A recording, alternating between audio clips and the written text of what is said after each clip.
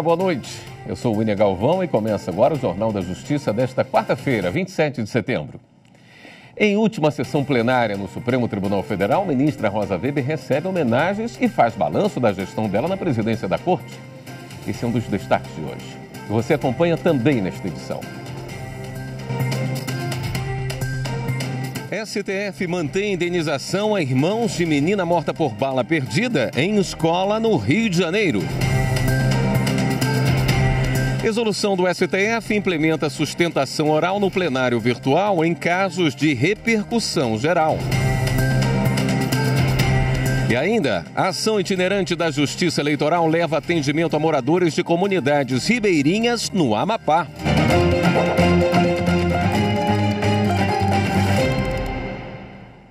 O plenário do Supremo Tribunal Federal definiu a tese do marco temporal para a demarcação de terras indígenas. A sessão terminou agora há pouco. Repórter Marta Ferreira acompanhou a discussão e tem os detalhes para a gente. Oi, Marta. Boa noite. Boa noite, William. Boa noite a todos. Pois essa tese de repercussão geral, ela vai servir de parâmetro para pelo menos 226 processos que estavam suspensos nas instâncias inferiores. Só para a gente entender, no início da sessão, o relator, o ministro Edson Fachin, propôs uma tese mais enxuta, com 2 pontos, só que acabou prevalecendo uma tese mais ampla, com 13 pontos, que vão servir de parâmetro para esses processos que estavam aguardando essa definição. William. Marta, hoje foi a última sessão da ministra Rosa Weber no Supremo, né? Vai se aposentar, já que completa 75 anos no próximo dia 2 de outubro, segunda-feira. A ministra fez um balanço da gestão dela como presidente da Corte, não foi? Você acompanhou, né? Exatamente isso, Ilha. Essa sessão acabou há pouco. Ela agradeceu a todos os ministros, aos servidores, aos colaboradores. A imprensa ficou bastante emocionada e, no final, entregou um relatório com 289 páginas e 6 volumes do trabalho que ela esteve à frente durante esse período. Destaque para o chamado Dia da Infâmia, em que houve a destruição aqui do Supremo Tribunal Federal, também as consequências e a reconstrução do prédio do Supremo Tribunal Federal. Ela esteve à frente também de 153 sessões plenárias, destaque para alguns dos julgados, como a licença maternidade para mães gestantes e adotantes nas Forças Armadas, o Fundo Amazônia, o juiz das garantias e a inconstitucionalidade da tese de defesa da honra e também o marco temporal. A gente separou um trecho desse discurso de despedida da ministra Rosa Weber. Confira aí. Dia sombrio de nossa democracia, o 8 de janeiro não há de ser esquecido para que preservando-se a memória institucional, jamais se repita. Mas também o 8 de janeiro há de ser sempre lembrado, é a outra face da moeda, como propulsor do fortalecimento do nosso Estado democrático de direito, em um renovar de energias diante da união e resposta imediata e firme dos poderes constituídos e da sociedade civil à vilania praticada e na contramão do que pretendera aquela horda hostil. A resistência, a resiliência e a solidariedade ficaram estampadas na metáfora da travessia da Praça dos Três Poderes, do Planalto ao Supremo, o mais atingido pelo vilanismo. Todos nós, simbolicamente de mãos dadas, desviando das pedras, dos cacos de vidro, dos cartuchos de balas de borracha que abarrotavam o chão da praça. Inabalada restou, repetirei sempre, nossa democracia, como inabalável continua simbolizada neste plenário inteiramente restaurado quando da abertura do ano judiciário.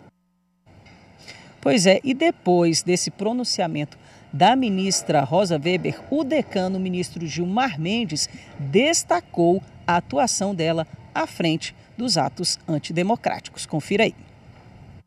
Se hoje estamos sentados nestas cadeiras, contando o sucesso do funcionamento de nossas instituições democráticas, isso, em enorme parte, se deve à luta incansável de Rosa Weber em defesa da democracia. A última sessão da ministra foi marcada por homenagens dos colegas de plenário. A repórter Viviane Novaes acompanhou. Antes de começar a falar sobre o assunto do dia, o marco temporal das terras indígenas, os ministros fizeram questão de cumprimentar Rosa Weber. Edson Fachin e Dias Toffoli falaram do orgulho em trabalhar com a ministra. Cumprimento, me dizendo de quanto tenho orgulho e honra de ter sido presidido por Vossa Excelência, nesta que será a última sessão deliberativa que Vossa Excelência presidirá nesse Supremo Tribunal Federal. O sentimento da imensa presença e luminosa presença que Vossa Excelência, na sua gestão e na sua judicatura nesse tribunal, levou a efeito, sendo orgulho de todos nós. Os ministros Gilmar Mendes, Alexandre de Moraes e Nunes Marques lembraram a atuação de Rosa Weber depois dos ataques de 8 de janeiro. Quero parabenizar tanto pela gestão e também pelo protagonismo de Vossa Excelência na reconstrução tanto material como imaterial da democracia no nosso país. Graças a essa forma firme e brilhante de atuação, a nossa democracia se tornou mais forte. A nossa democracia, o nosso Estado de Direito, o nosso poder judiciário se fortaleceram.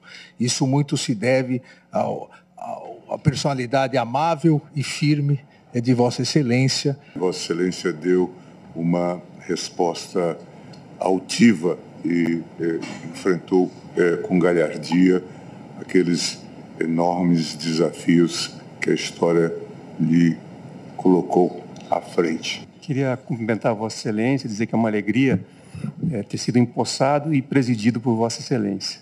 Apenas agrego meus antecipados votos e segurança de que os desafios e jornada vindoura terão o mesmo êxito e a mesma efetividade que Vossa Excelência teve, não só na presidência do Supremo Tribunal Federal, mas ao longo de mais de 40 anos de magistratura e vida pública. A ministra Carmen Lúcia comentou a gentileza de Rosa Weber. Há de voltar o tempo das gentilezas. Vivemos um tempo de muitas ferocidades, um tempo de pessoas odientas, de pessoas não apenas intolerantes, mas muitas vezes tornando os outros intoleráveis.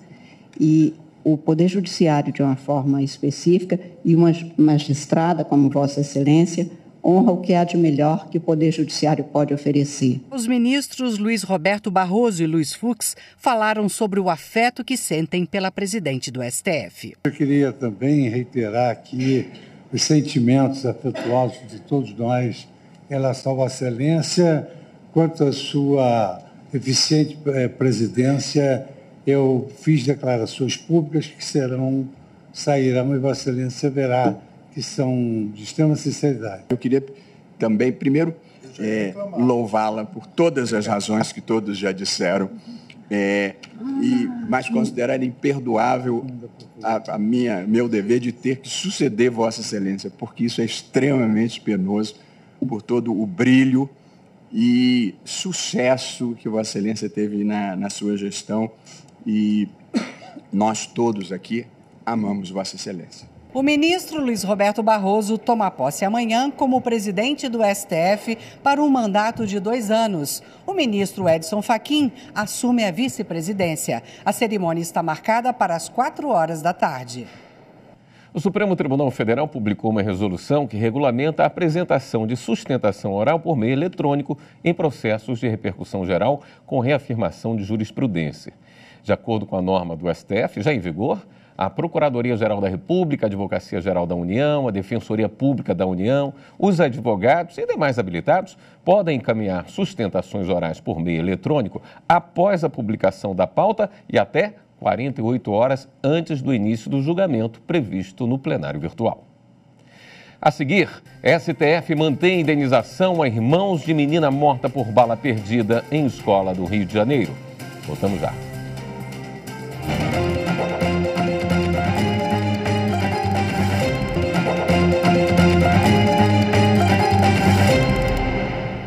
Supremo Tribunal Federal manteve a determinação de indenizar os irmãos de uma menina morta por bala perdida numa escola do Rio de Janeiro. O plenário da Corte rejeitou o recurso do município contra a decisão da ministra Rosa Weber. Repórter Evelyn Araújo. O caso ocorreu em dezembro de 2002 na Escola Municipal Pernambuco, na capital fluminense. Jéssica de Jesus Teixeira, de 8 anos, foi atingida por uma bala perdida enquanto brincava durante o recreio. De acordo com o Tribunal de Justiça do Rio de Janeiro, ao receber estudantes na rede pública de ensino, o Estado assume o compromisso de preservar a integridade física dos alunos. Ainda de acordo com a decisão, mesmo sabendo dos riscos decorrentes de constantes conflitos entre traficantes nas proximidades, os agentes públicos que administram a unidade escolar não tomaram as providências necessárias para cumprir o dever de guarda e vigilância das pessoas sob os cuidados da escola. Por unanimidade, o Supremo Tribunal Federal negou o recurso em que o município do Rio pretendia afastar a responsabilidade pela morte da estudante. Com isso, ficou mantida a decisão do Tribunal de Justiça Estadual que condenou o município a pagar R$120 mil por danos morais aos 3 irmãos da menina. A decisão do colegiado, em julgamento realizado no plenário virtual, confirma o entendimento individual da presidente do STF, ministra Rosa Weber, de que seria necessário reexaminar fatos e provas para se chegar à conclusão diferente da decisão de segundo grau, o que não é possível pela jurisprudência do Supremo. O plenário do Supremo recebeu a queixa-crime apresentada pela deputada federal Érica Cocai, do DF, contra o ex-parlamentar major Vitor Hugo pelo crime de difamação. Segundo Cocai, em junho de 2021, Vitor Hugo teria divulgado em suas redes sociais vídeo com trecho de uma palestra realizada por ela 5 anos antes, mas a versão divulgada conteria cortes que modificavam o sentido do discurso, levando a crer que a deputada defendia a prática do incesto. A defesa do parlamentar argumenta, entre outros pontos, que o Hugo tinha, na época, imunidade parlamentar e que não houve edição do material, mas apenas a postagem de um trecho do integral, isso é, um corte. A maioria do plenário acompanhou o voto do relator, ministro Dias Toffoli, que considerou presentes os requisitos exigidos pelo Código de Processo Penal para o recebimento da queixa-crime. Ele ressaltou que não cabe, nessa fase processual, absolver ou condenar o acusado, mas apenas avaliar se há um suporte mínimo de provas da materialidade do crime e indícios razoáveis de autoria. Uma ação itinerante da Justiça Eleitoral levou atendimento a moradores de comunidades ribeirinhas no Amapá. Reportagem de Mariana Fabre. A gente fica bem satisfeito de ver o Poder Judiciário, o Poder Legislativo, se fazendo presente na comunidade, com o povo, ouvindo o povo. O distrito de Aporema fica a cerca de 50 quilômetros da cidade de Tartarugalzinho, na costa do Amapá. A região reúne 20 comunidades ribeirinhas e foi para lá que o Tribunal Regional Eleitoral do Estado levou na última semana uma ação itinerante para a prestação de serviços eleitorais. Dentro de um ônibus foram realizados atendimentos de alistamento e regularização eleitoral, transferência de domicílio e coleta biométrica. Com o objetivo de ouvir a comunidade do Aporema para, primeiro, preparar a eleição do ano que vem.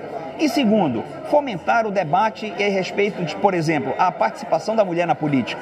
Afinal de contas, a justiça eleitoral é isso, é inclusão, é cidadania, tudo em prol da democracia. As ações fazem parte do projeto Cidadania Além do Voto e incluíram também uma sessão plenária realizada no local e uma audiência pública com representantes dos poderes judiciário, legislativo e executivo. O nosso objetivo aqui no Aporema foi exatamente nessa audiência pública ouvir os cidadãos e as cidadãs da região para saber como é que nós poderíamos atender melhor nas eleições que se aproximam. O projeto contou ainda com atendimentos educativos sobre saúde, emissão de CPF e prestação de atendimento jurídico à comunidade. Agora a gente fala sobre o programa Justiça Itinerante em Alagoas, que leva a prestação jurisdicional e cidadania ao interior do estado.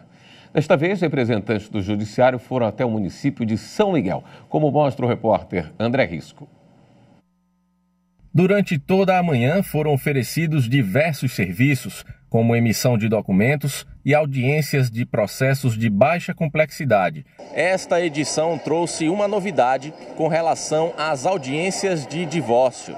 Antenado já na questão tecnológica, né, a gente também está implementando aqui a possibilidade do divórcio consensual, tendo uma parte aqui presente e outra, digamos, em outra localidade, quando a gente pode fazer uma chamada de vídeo, né, enfim, na forma virtual e conseguir também o consenso e a resolução do processo. A Clécia aproveitou a oportunidade para renovar os documentos de registro de nascimento, identidade e CPF, que já estavam bem desgastados. Muito velho, principalmente o registro. E o CPF eu não tirei estou tirando a segunda via, e a identidade também preciso tirar a segunda via, porque começou as identidades novas, foi uma ótima oportunidade. E que venha mais ações como essa, né? O presidente Fernando Tourinho visitou as salas onde estavam acontecendo os atendimentos. Esse programa Justiça Itinerante é um programa que aproxima muito, onde nós temos a oportunidade de oferecer mais serviços, inclusive de outros parceiros, para a sociedade. Hoje estamos aqui em São Miguel dos Campos, uma grande cidade do nosso estado, e a gente está hoje aqui oferecendo, como pretendemos oferecer em vários outros municípios. Ainda como parte do programa, no final da manhã, foi realizado um casamento coletivo para 50 casais. Para José Cícero e Maria Adeilza, o momento é de realização de um sonho, após 16 anos de relacionamento. Muito especial, né, para nós dois. Numa hora dessa, graças a Deus, a gente estava esperando, né? Estou muito feliz por esse dia. Esperei muito tempo. Graças a Deus chegou o dia. O TST recebeu o medalhista paralímpico Daniel Dias para uma palestra sobre educação em saúde por meio do esporte. A participação do atleta ocorreu durante a reunião do Colégio de Presidentes e Corregedores dos Tribunais Regionais do Trabalho. Repórter Evne Araújo. Dono de mais de 100 medalhas, sendo 27 olímpicas, Daniel Dias é considerado o maior nadador medalhista paralímpico do mundo. Para subir ao pódio tantas vezes, ele investiu em saúde mental, assunto que hoje ele compartilha com organizações públicas, privadas e não governamentais. Eu trago alguns valores que eu aprendi com o esporte, que o esporte me ensinou, e o quanto esses valores eles são importantes para que eu possa ter a consciência de cuidar da minha saúde como um todo, seja a minha saúde física, mental e espiritual. Acho que a gente tem que andar nesse equilíbrio, buscar esse equilíbrio. É desafiador, não é uma vida perfeita que a gente tem os seus desafios altos e baixos, mas a gente pode vencer e mudar o impossível. Durante a reunião do Colégio de Presidentes e Corregedores dos Tribunais Regionais do Trabalho, Coleprecor, o atleta dividiu, ao lado do médico Paulo Pan, algumas técnicas para o enfrentamento do estresse. Às vezes na fala parece que é algo, vai ficar muito difícil, não, e na verdade assim, é como eu falei, é desafiador, mas é possível fazer e a gente pode deixar mais leve, como eu falei para eles ali com um simples sorriso. Daniel e Paulo lideram o projeto Embaixadores da Saúde. Em parceria com a Unesco, a iniciativa global reúne especialistas dispostos a promover práticas saudáveis, utilizando o esporte como ferramenta. A gente precisa entender a jornada do magistrado para tentar fazer as mesmas inserções ou as mesmas técnicas que a gente usa no esporte, principalmente de alto rendimento.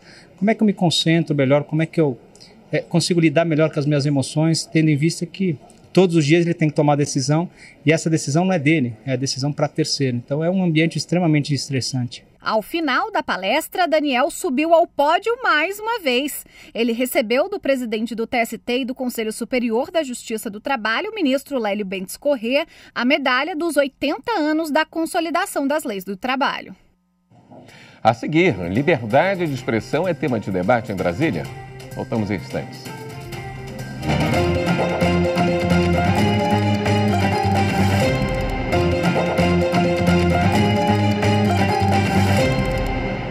O tema liberdade de expressão está sendo debatido hoje e amanhã em Brasília com especialistas e juristas brasileiros e do exterior. Quem acompanhou parte da programação do seminário promovido pelo jornal Gazeta do Povo e a plataforma Ranking dos Políticos foi a repórter Carolina Chaves. No evento, juristas brasileiros e do exterior, além de parlamentares, entidades do terceiro setor e outros especialistas nas temáticas, debatem de forma técnica e transparente sobre os limites da liberdade de expressão em uma democracia. A conversa toma como base decisões recentes dos tribunais superiores brasileiros, especificamente do Supremo Tribunal Federal e do Tribunal Superior Eleitoral, sobre casos ocorridos desde o pleito eleitoral de 2022. Houve mudanças importantes, novos rumos jurisprudenciais e doutrinais nos últimos momentos, nos últimos anos, nos últimos meses, sobretudo em função de um panorama de um país bastante polarizado e dividido. O que talvez tenha faltado, precisamente por essa tensão, precisamente por essas circunstâncias, é uma reflexão pausada. Uma discussão aberta, firme, forte, mas enfrentando de fato as decisões e esses novos rumos jurisprudenciais. O evento tem uma programação ampla com 6 painéis com temas como devido ao processo legal, limites do direito de crítica, censura prévia e sanções. Na manhã de hoje foi discutido como aplicar a liberdade de expressão sem ferir a Constituição brasileira, os limites e os direitos dos poderes e da sociedade. Também foi lembrada a atuação do STF como moderador do sistema brasileiro, garantindo a liberdade de expressão e a democracia. Painelistas lembraram os atos antidemocráticos do dia 8 de janeiro e a atuação de algumas pessoas que usam o direito da liberdade de expressão para cometer abusos e crimes, como a propagação de notícias falsas sob o pretexto democrático. Patrícia Blanco, do Instituto Palavra Aberta, lembrou da dificuldade de se discutir a liberdade de expressão, inclusive em sala de aula. E essa dificuldade, ela vem crescendo principalmente por um receio por parte do educador, do professor, da professora em sala de aula, que não querem trazer a discussão da educação para a democracia para dentro da sala de aula, por receio, né, de entrar em questões de polarização política, de entrar em discussões que podem ser colocados, né, eles podem ser acusados de tentar doutrinar esse cidadão, esse aluno, né, trazendo visões políticas diferentes. O professor de Direito da Universidade de Chicago, Todd Anderson, falou sobre a importância de ideias neutras, sem interesses, durante um debate. Guilherme Cunha Pereira explica que para manter a divulgação de ideia neutra e saudável, é preciso vigiar e combater, principalmente pelas instituições, a desinformação. O papel do judiciário é sempre um papel absolutamente decisivo, né? As manifestações se dão de maneira muito rápida, muito intensa, e o dano pode ser muito intenso. Então é preciso uma atuação clara, clarividente, com muita lucidez para atuar. Foi lançada no Espaço Cultural do STJ uma coletânea em homenagem aos 10 anos do ministro Moura Ribeiro no Tribunal da Cidadania. Kátia Gomes acompanhou. Quase 1000 páginas com 51 artigos, escritos por 82 coautores, formam a coletânea Liber Amicorum, uma homenagem aos 10 anos do ministro Paulo Dias de Moura Ribeiro no STJ. A Daniela Zampietro é assessora de gabinete do ministro Moura Ribeiro e também uma das organizadoras da obra. Ela foi pensada com base nos julgamentos, né, nos votos do ministro. Então, cada autor escolheu um voto e se baseou para desenvolver um texto, um artigo.